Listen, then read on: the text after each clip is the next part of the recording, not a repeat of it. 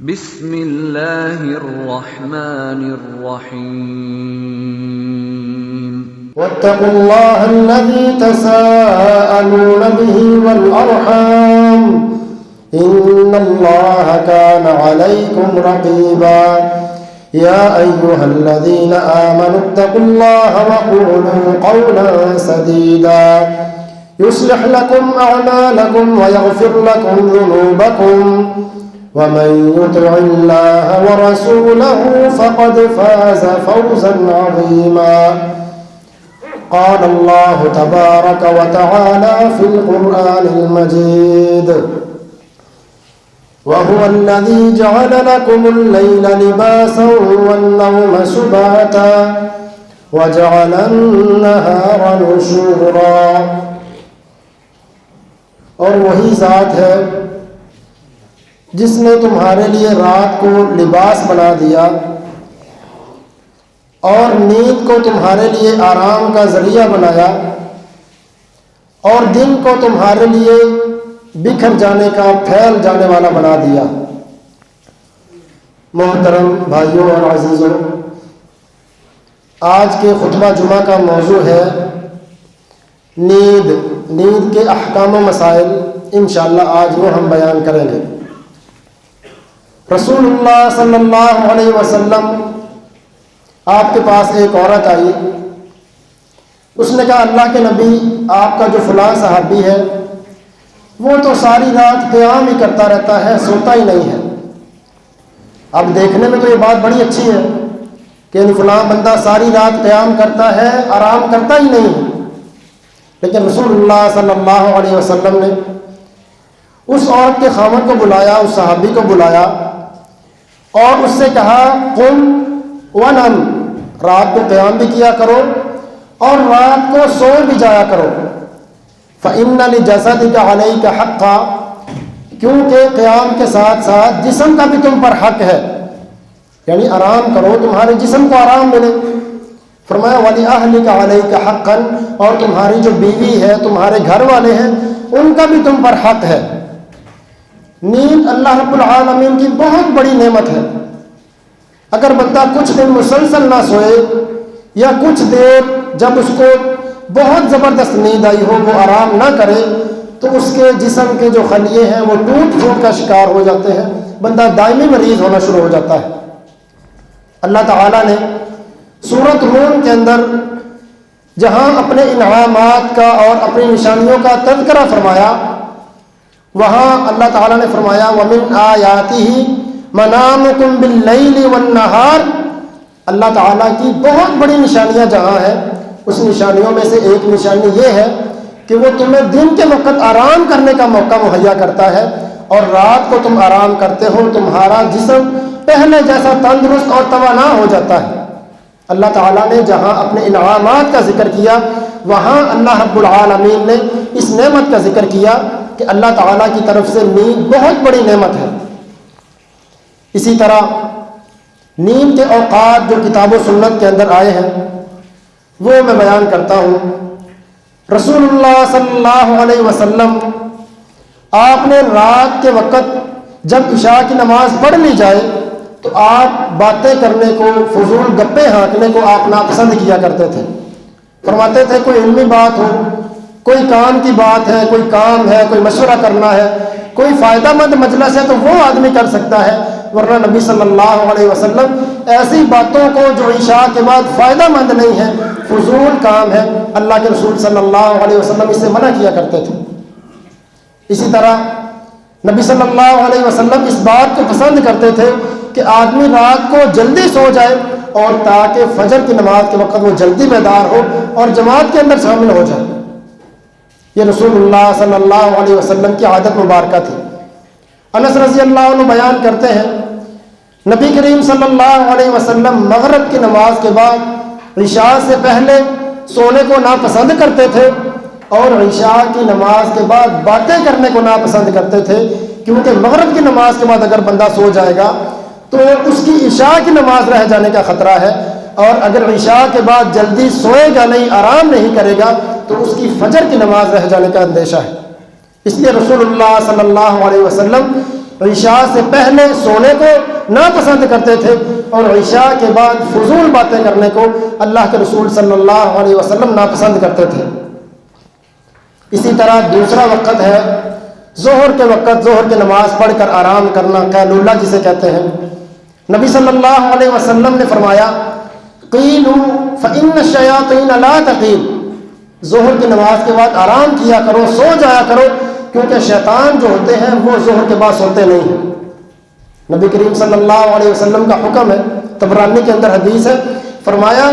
کہ سو جایا کرو ظہر کے بعد کیونکہ شیطان سوتے نہیں ہیں۔ اور صحابہ کرام کہتے ہیں نبی صلی اللہ علیہ وسلم ام ہانی کے گھر میں آتے تھے اور ایک حدیث میں ام سلیم کے گھر میں آتے تھے، تو ام سلیم کانت تبسط للنبی صلی اللہ علیہ وسلم نطعا، وہ آپ صلی اللہ علیہ وسلم کے لیے ایک چٹائی بچھا دیا کرتے تھی، فینام علیہ، تو آپ صلی اللہ علیہ وسلم ظہر کی نماز کے بعد اس کے گھر میں کئی دفعہ آرام کر لیا کرتے تھے۔ یعنی نبی کریم صلی اللہ علیہ وسلم کی بھی سنت یہ تھی کہ آپ بھی ظہر کی نماز کے بعد آرام کیا کرتے تھے اور اس کا حکم دیتے تھے۔ اسی طرح سہل بن سعد رضی اللہ عنہ کہتے ہیں یعنی عام دنوں کے اندر آرام تو ظہر کے بعد کرنا ہی چاہیے، لیکن جمعے والے دن کا معاملہ کچھ مختلف ہوتا ہے، ظہر کے وقت بندہ جمعے کے لیے آ جاتا ہے۔ سہل بن سعد رضی اللہ عنہ کہتے ہیں جمعے والے دن بھی ہماری روٹین میں فرق ہی نہیں آتا تھا، ہاں اتنا فرق ہوتا تھا کہ ہم ظہر کا کھانا اور ظہر کا جو آرام ہوتا تھا وہ ہم جمعے سے پہلے نہیں کرتے تھے، جب جمعے کی نماز ہم رسول اللہ صلی اللہ علیہ وسلم کے ساتھ ادا کر لیتے، پھر آ کر ہم ظہر کا کھانا بھی کھاتے اور ظہر کا آرام بھی کرتے تھے۔ رسول اللہ صلی اللہ علیہ وسلم اس کا حکم دیا کرتے تھے۔ اسی طرح فجر کی نماز کے بعد بعض لوگوں کی عادت ہے وہ سو جاتے ہیں، تو یہ پسندیدہ نہیں ہے۔ اللہ رب العالمین نے قرآن مجید میں فرمایا وَسَبِّحْ بِحَمْدِ رَبِّكَ قَبْلَ طُلُوعِ الشَّمْسِ وَقَبْلَ غُرُوبِهَا، نبی صلی اللہ علیہ وسلم کو مخاطب کر کے اللہ رب العالمین نے فرمایا سورج طلوع ہونے سے پہلے جو چند گھڑیاں ہیں اس میں اللہ رب العالمین کی تسبیحات بیان کیا کرو، ذکر و اذکار کیا کرو، اور جب سورج غروب ہونے والا ہو، مغرب سے کچھ پہلے وقت ہو، وہ وقت بھی بندہ سونے سے بچے اور اس وقت بھی اللہ رب العالمین کا ذکر کرے۔ یہ اللہ رب العالمین نے قرآن مجید میں سورۃ طٰہٰ کے اندر یہ بات بیان فرمائی ہے کہ سورج طلوع ہونے سے پہلے اللہ تعالیٰ کا ذکر کرنا ہے۔ کئی لوگوں کی عادت ہے، اگرچہ یہ حرام نہیں ہے، اگر بندے کو کوئی مجبوری ہے، اس کو تھکن ہے، نیند بہت زیادہ غلبہ ہے تو بندہ سو بھی سکتا ہے، لیکن نبی صلی اللہ علیہ وسلم کی عادت یہ تھی، آپ صلی اللہ علیہ وسلم جس جگہ فجر کی نماز ادا کرتے تو اپنی اسی نماز کی جگہ پر بیٹھے رہتے تھے حتیٰ تطلع الشمس، یہاں تک کہ سورج طلوع ہو جاتا۔ یعنی کوئی کام ہے تو فجر کی نماز کے وقت وہ جا کر کام کرے نماز پڑھ کے، اگر کوئی کام نہیں ہے تو جا کر آرام نہ کرے بلکہ اپنے نماز کی جگہ پر اللہ کے رسول صلی اللہ علیہ وسلم کے طریقے کے مطابق بیٹھا رہے اور وہاں پر ذکر و اذکار کرتا رہے۔ اور پھر اس کی فضیلت بہت زیادہ ہے، جو بندہ فجر کی نماز کے بعد سوتا نہیں ہے بلکہ اپنے کام کاج کے اندر لگ جاتا ہے، اللہ تعالیٰ اس کام کے اندر برکت بڑی رکھ دیتا ہے۔ رسول اللہ صلی اللہ علیہ وسلم کی حدیث ہے، آپ صلی اللہ علیہ وسلم نے دعا کی اللہم اجعل البرکۃ فی بکور امتی، اے اللہ میری امت کی جو صبح کے وقت ہے ان کے اندر برکت رکھ دے۔ بندہ جو کام بھی کرتا ہے، جو فعل بھی سر انجام دیتا ہے، اس کے کاروبار کا کام ہے، اس کی تجارت کا کام ہے، اس کے پڑھنے لکھنے کا کام ہے، اس کا کوئی بھی معاملہ ہے، بندہ فجر کے وقت تازہ دم ہوتا ہے، ایک تو کام جلدی سمٹ جاتا ہے اور دوسرا رسول اللہ صلی اللہ علیہ وسلم کی دعا کے اندر شامل ہو جاتا ہے کہ پروردگارہ میری امت کے جو صبح کے اوقات ہیں اس کے اندر برکت رکھ دے۔ جو بندہ سویا رہ جاتا ہے وہ تو برکت سے بھی محروم ہوگا، باقی کام تو اس کے رہ ہی گئے، رسول اللہ صلی اللہ علیہ وسلم کی دعا سے بھی یہ بندہ محروم ہے۔ اس لیے فجر کی نماز کے بعد سونے سے بچنا چاہیے۔ اس کی بہت بڑی وجہ یہ بنتی ہے کہ جن لوگوں کی فجر کے بعد سونے کی عادت ہے یہ لوگ رات کو رات گئے تک یا فضول مجلسوں کے اندر باتیں کرتے رہتے ہیں، اپنا وقت ضائع کرتے رہتے ہیں۔ اگر موبائل ہے اس میں انٹرنیٹ ہے تو موبائل میں سکرولنگ کرتے ہوئے، چیزیں دیکھتے ہوئے، ویڈیو سامنے آ گئی وہ دیکھنی شروع کر دی، تصویریں آ گئی وہ دیکھنی شروع کر دی، کسی صاحب کی پوسٹ تحریر سامنے آ گئی اس پر کمنٹس تبصرے شروع کر دیے. اس طرح اپنا وقت ضائع کرتے جاتے ہیں. اور جب بندہ موبائل کے اندر مشغول ہو جاتا ہے، یہ بات تجربہ شدہ ہے کہ بندے کو وقت گزرنے کا علم ہی نہیں ہوتا کہ اس کی آدھے سے زیادہ رات فضول کاموں کے اندر گزر جاتی ہے. اور پھر نتیجہ یہ نکلتا ہے فجر کی نماز بھی رہ گئی. پھر فجر کی نماز رہنے کے ساتھ ساتھ اگر کوئی اس کو بیدار کر بھی دیتا ہے تو فوراً وہ نماز پڑھتا ہے سستی کی حالت میں، اور نماز کے بعد فوراً دوبارہ بستر کی طرف لپکتا ہے تاکہ جو نیند رہ گئی ہے وہ پوری کر لے. نماز بھی رہ گئی. رات جو اللہ کے رسول صلی اللہ علیہ وسلم کا حکم تھا کہ جلدی سو جاؤ، فضول کاموں میں مشغول مت ہو، وہ حکم بھی نہیں مانا. اور ساتھ ساتھ نماز رہنے کے ساتھ ساتھ فجر کے بعد جو اللہ کے رسول صلی اللہ علیہ وسلم کی دعا کی برکت تھی اس سے بھی بندہ محروم ہو گیا. اور جو بندہ فجر کی نماز سے رہ جاتا ہے، نبی کریم صلی اللہ علیہ وسلم کی وعید سنیں. صحیح بخاری میں حدیث ہے، یعنی وہ لوگ جو فرض نمازوں کے وقت سوتے ہیں، یہ اللہ کے رسول صلی اللہ علیہ وسلم کی طرف سے کتنی شدید وعید ہے کہ فرض نمازوں کے وقت جو لوگ سوتے ہیں ان کا کیا حکم ہے. فرمایا رسول اللہ صلی اللہ علیہ وسلم نے فجر کی نماز کے بعد اپنے صحابہ میں بیٹھے تھے. فرمایا اپنا اپنا خواب بیان کرو. تو جو لوگ کوئی خواب دیکھتے، کوئی معاملہ ہوتا وہ پیش کرتے. فرمایا میں نے ایک خواب دیکھا ہے. تو یہ خواب بہت لمبا ہے رسول اللہ صلی اللہ علیہ وسلم کا. فرمایا اس میں ایک بندے کا واقعہ آپ نے بتایا.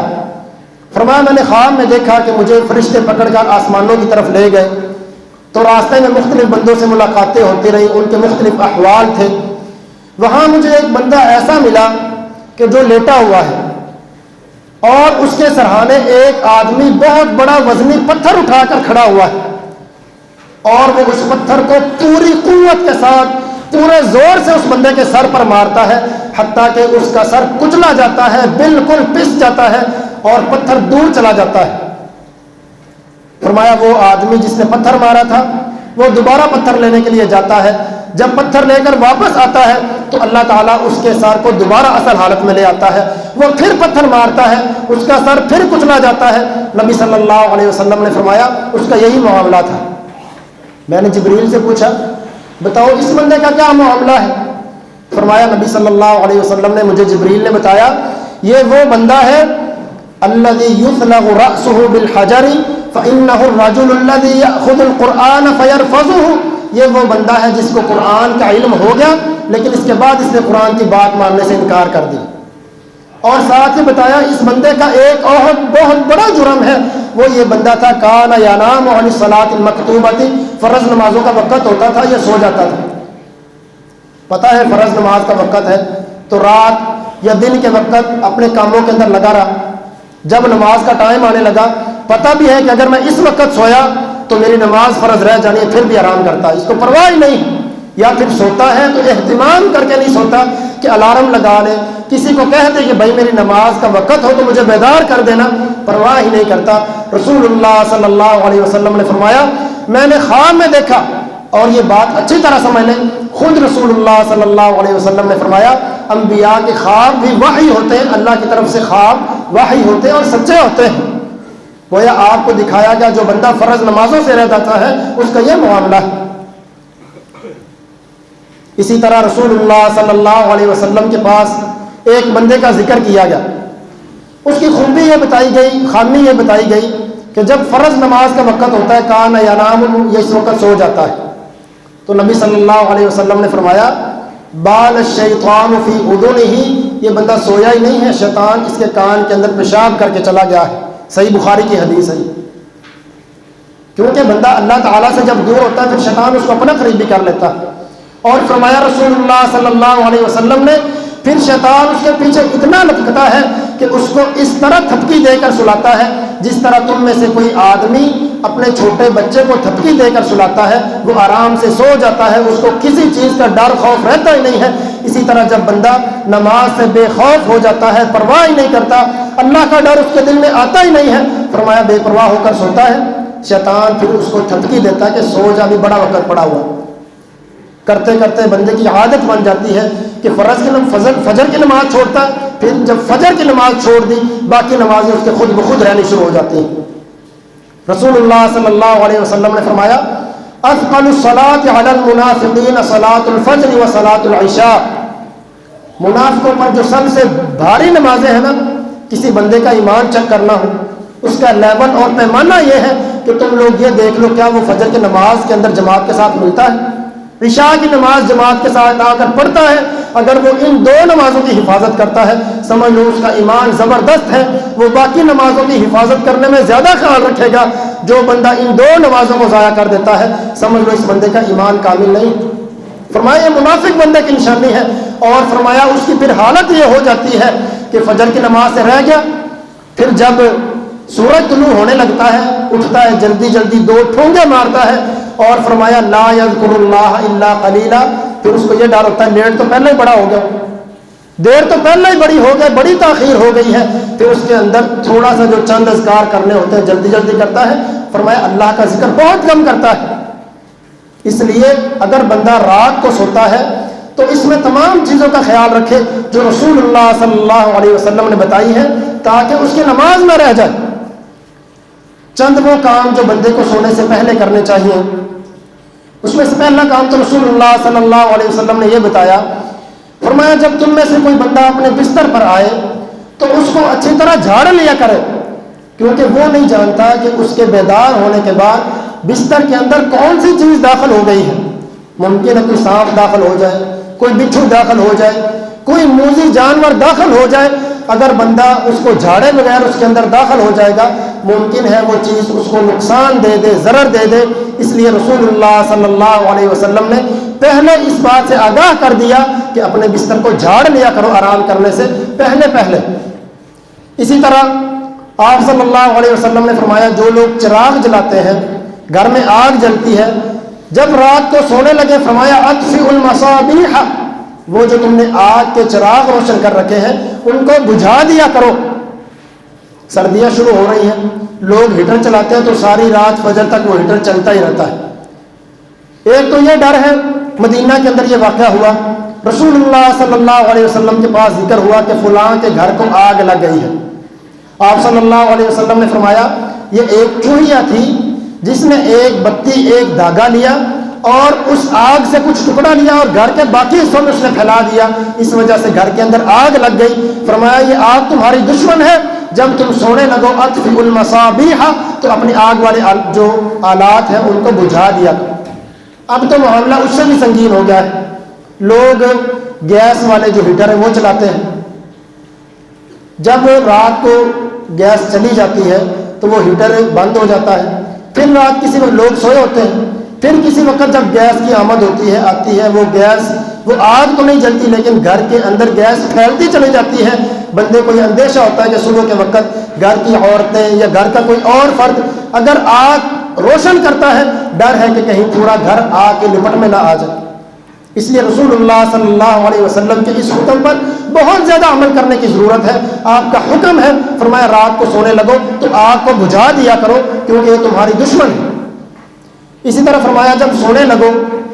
تو جو چیزیں تم نے کھائی ہو، تمہارے ہاتھوں پر چکنائی وغیرہ لگی ہو، کوئی آئل والی کوئی گھی والی چیز لگ گئی ہے، فرمایا اس کو صاف کر لیا کرو۔ ترمذی میں حدیث ہے، فرمایا جو بندہ صاف نہیں کرتا ویسے ہی سو جاتا ہے، اگر اس کی رات کے وقت کوئی جانور، کوئی سانپ یا کوئی اور جانور جو موذی ہے وہ اس کی خوشبو سونگھتا ہوا اس کے ہاتھوں تک آتا ہے، وہ کھانے والی چیز سمجھ کر اس کو ڈس لیتا ہے یا اس کو کاٹ لیتا ہے، فرمایا فلا یلومن الا نفسہ، پھر وہ اپنے آپ کو ہی ملامت کرے کیونکہ اس کا اپنا قصور تھا، اس کو ہم نے آگاہ کر دیا ہے کہ یہ بندہ سوتے ہوئے اپنے ہاتھ صاف کر کے سوئے، اگر ایسا نہیں کرتا پھر اس کو نقصان پہنچتا ہے، فرمایا یہ اپنے آپ کو ملامت کرے کیونکہ اس کا اپنا اس کے اندر نقصان ہے۔ اسی طرح سونے سے پہلے وضو کرنا یہ بہت مستحب ہے، رسول اللہ صلی اللہ علیہ وسلم اس طرح سونے سے پہلے وضو کا حکم دیتے تھے جس طرح نماز سے پہلے بندہ سوتا ہے، جس طرح نماز سے پہلے وضو کرتا ہے اس طرح رسول اللہ صلی اللہ علیہ وسلم سونے سے پہلے وضو کرنے کا حکم دیا کرتے تھے۔ ایک اور بہت مشہور حدیث ابو ہریرہ رضی اللہ عنہ کی ہے، فرماتے ہیں اوصانی خلیلی، میرا جو دلی دوست یعنی محمد رسول اللہ صلی اللہ علیہ وسلم نے مجھے وصیت کی تھی کہ رات کو سونے سے پہلے ہی جو تہجد کی نماز ہے وتر ہے وہ پڑھ لیا کرو، کیونکہ بندہ کئی دفعہ تھکا ہوتا ہے، نیند اتنی شدید غلبے والی ہو جاتی ہے کہ بندے کو جو بیداری ہوتی ہے، جاگ آتی ہے، وہ فجر کی نماز کے وقت ہی آتی ہے، تہجد کی نماز رہ گئی۔ اس لیے فرمایا رات کو سونے سے پہلے ہی چاہے تھوڑی پڑھ لیں، 2 رکعتیں ادا کر لیں، فرمایا رات سونے سے پہلے پہلے تہجد کی نماز ادا کر لیا کر۔ یہاں ایک اور مسئلہ بھی ہے، اگر کوئی بندہ یہ کرتا ہے تو بہت ہی فضیلت والا عمل ہے، کیونکہ اس کے بہت زیادہ فائدے ہیں۔ لیکن بعض لوگ جس طرح تاجر حضرات ہیں یا کوئی اور کام کاج والے بندے جو سارا دن کام میں مشغول رہتے ہیں، تو ان کے لیے رات کو کھڑا ہونا بڑا مشکل ہو جاتا ہے، فرض نمازوں کے لیے وقت نکالتے ہیں، اللہ تعالیٰ مزید توفیق دے، لیکن رات کو تہجد کی نماز ادا کرنا بہت مشکل ہوتا ہے۔ ان کے لیے بھی رسول اللہ صلی اللہ علیہ وسلم نے ایک بڑا زبردست نسخہ بتایا۔ صحیح مسلم کی حدیث ہے، فرمایا نبی کریم صلی اللہ علیہ وسلم نے جو بندہ رات کی عشاء کی نماز جماعت کے ساتھ ادا کر لیتا ہے، فرمایا گویا اس نے آدھی رات کا قیام کیا ہے، اس نے تہجد آدھی رات پڑھی ہے۔ فرمایا اور وہ بندہ جو فجر کی نماز بھی جماعت کے ساتھ ادا کرتا ہے، فرمایا گویا اس نے پوری رات کا قیام کیا، اللہ تعالیٰ اتنا اجر اس بندے کے لیے لکھ دیتا ہے۔ تو ہم یہ 2 کام اگر پابندی سے کریں کہ عشاء کی نماز اور فجر کی نماز جماعت کے ساتھ ادا کریں، ہم تہجد پڑھے بغیر بھی ہم اس فضیلت کو حاصل کر سکتے ہیں۔ لیکن اس کے باوجود بھی تہجد کا اجر بہت زیادہ ہے، کیونکہ بندہ جب تہجد کی نماز ادا کرتا ہے اس کے اندر بہت زیادہ دعائیں کرتا ہے، اپنے لیے، اپنی اولاد کے لیے، اپنے گھر والوں کے لیے، اپنی آخرت کے لیے بندہ وہ دعائیں کرتا ہے جو سونے کی حالت میں ان سے محروم ہو جاتا ہے۔ عبداللہ بن مسعود رضی اللہ عنہ ایک دفعہ تہجد کی نماز پڑھی، سلام پھیرا، سامنے ان کے بیٹے لیٹے ہوئے تھے، بیٹے کی طرف دیکھ کر کہنے لگے من اجلک یا بنی، میرے پیارے بچے یہ جو رات کو میں قیام کرتا ہوں اس میں کوئی اور وجہ نہیں ہے، سب سے بڑی وجہ یہ ہے کہ میں تیری وجہ سے رات کا قیام کرتا ہوں، کہ باپ رات کا قیام کرے گا اس کا فائدہ اللہ تعالیٰ میری اولاد کو دے گا، میری اولاد مجھے دیکھ کر یہ بھی قیام کرے گی، میری نیکی کا اثر اللہ تعالیٰ میری اولاد کے اندر بھی منتقل کر دے گا۔ اگر لوگ چاہتے ہیں کہ ہماری اولادیں نیک ہو جائیں، اس میں سب سے بڑا جو نسخہ ہے وہ ہے کہ اپنے آپ کو اللہ تعالیٰ کا عبادت گزار بنا لو، آپ کی اولاد جو ہے اللہ تعالیٰ خود بخود ہی نیک کر دے۔ عبداللہ بن مسعود رضی اللہ عنہ کا یہ قول ہے، کہتے تھے بیٹے تیری وجہ سے یہ کام کرتا ہوں، ورنہ اس کی کوئی خاص حاجت نہیں ہے، کیونکہ اللہ کے رسول کے صحابی تھے، کئی جنگوں کے اندر شرکت کی، تہجد کی نماز اپنے بیٹے کی صالحیت کے لیے، اس کی نیکی کے لیے اللہ کے حضور راتوں کو کھڑے ہو کر قیام کیا کرتے تھے۔ اسی طرح رات سوتے وقت سورۃ فلق جو آخری قل ہے، قل اعوذ برب الناس، قل اعوذ برب الفلق، یہ پڑھ کر رات سونے سے پہلے اپنے پورے جسم پر پھونک مارنا، ہاتھوں پر پھونک مارے، پھر پورے جسم پر جہاں تک ہاتھ جاتا ہے رسول اللہ صلی اللہ علیہ وسلم نے اس کا بھی حکم دیا ہے۔ یہاں ایک اور بہت بڑا مسئلہ ہے، بعض لوگ فرض نمازوں کے بعد اپنے سینے کے اندر اس طرح پھونک مارتے ہیں یا پھر دونوں ہاتھوں پر پھونک مار کر پورے جسم پر وہ پھیر لیتے ہیں۔ پورے ذخیرہ حدیث میں نبی کریم صلی اللہ علیہ وسلم سے ایسا کوئی عمل ثابت نہیں کہ آپ نے کبھی بھی ہاتھوں پر پھونک مار کر اپنے جسم پر پھیرا ہو، سوائے ایک وقت کے علاوہ جب آپ رات کو سوتے تھے، رات کے اذکار کرتے تھے، اپنے ہاتھوں پر پھونک مارتے اور جہاں تک ہاتھ جاتا تھا وہاں پھیرتے تھے۔ اس کے علاوہ یہ عمل کسی طرح بھی رسول اللہ صلی اللہ علیہ وسلم سے ثابت نہیں۔ پھر اس کے بعد رات کے وقت جب آرام کرے تو غافل ہو کر نہ سوئے، کہ پتہ ہی نہیں ہے کہ کدھر سویا ہوا ہے، کوئی اس کو اٹھاتا ہے پتہ ہی نہیں ہے، پرواہ ہی نہیں ہے۔ رسول اللہ صلی اللہ علیہ وسلم رات کو سوتے، ام المؤمنین فرماتی ہیں آپ رات کو کئی دفعہ اٹھتے تھے، اور جب بھی اٹھتے تھے رات کو اٹھ کر دعا کیا کرتے تھے۔ خود رسول اللہ صلی اللہ علیہ وسلم نے فرمایا اللہ تعالیٰ نے یہ بشارت دی ہے کہ جب بندہ رات کو سوئے اٹھ کر وہ یہ دعا پڑھے، لا الہ الا اللہ وحدہ لا شریک لہ لہ الملک ولہ الحمد وہو علی کل شیء قدیر، فرمایا 3 دفعہ یہ پڑھے، پھر اس کے بعد جو دعا کرتا ہے اللہ تعالیٰ اس بندے کی دعا قبول کرتا ہے، بالکل غافل ہو کر نہ سوئے۔ اسی طرح جب صبح بیدار ہو تو پہلا کام یہ کرے کہ دعا پڑھے جو رسول اللہ صلی اللہ علیہ وسلم نے سکھائی ہے، الحمدللہ الذی احیانا، سب تعریف اس ذات کے لیے ہے جس نے ہمیں دوبارہ زندہ کیا، بعدما اماتنا، کہ اس کے بعد ہماری کیفیت موت والی ہو گئی تھی، بعدما اماتنا والیہ النشور، اور ہم سب نے لوٹ کر بھی اللہ کی طرف جانا ہے۔ یہ دعا رسول اللہ صلی اللہ علیہ وسلم پڑھتے تھے۔ دوسرا کام آپ مسواک کرتے تھے۔ عائشہ رضی اللہ عنہ فرماتی ہیں اللہ کے رسول سونے میں لگتے پھر بھی مسواک کرتے تھے، جب صبح بیدار ہوتے کان یشوس فاہ، اچھی طرح مسواک کے ساتھ اپنے دانتوں کو رگڑتے تھے اور اپنے منہ کی صفائی کیا کرتے تھے۔ پھر اس کے بعد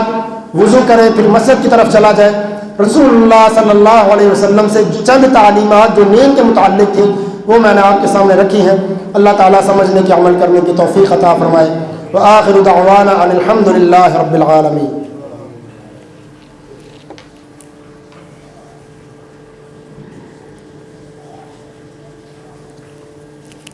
ان الحمد للہ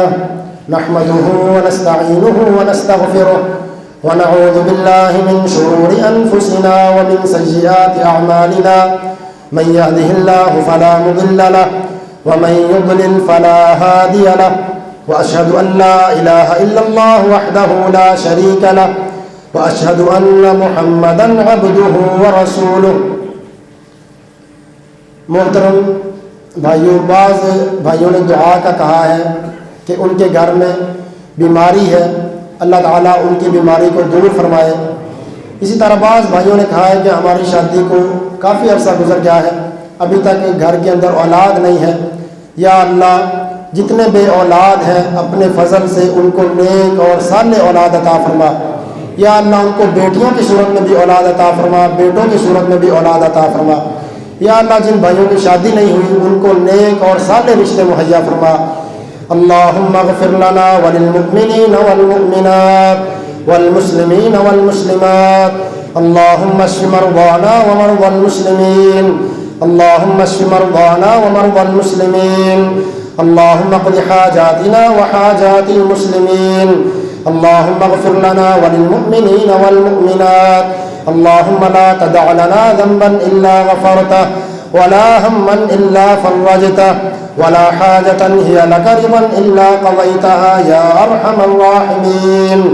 سبحان ربك رب العزة عما يصفون وسلام على المرسلين والحمد لله رب العالمين۔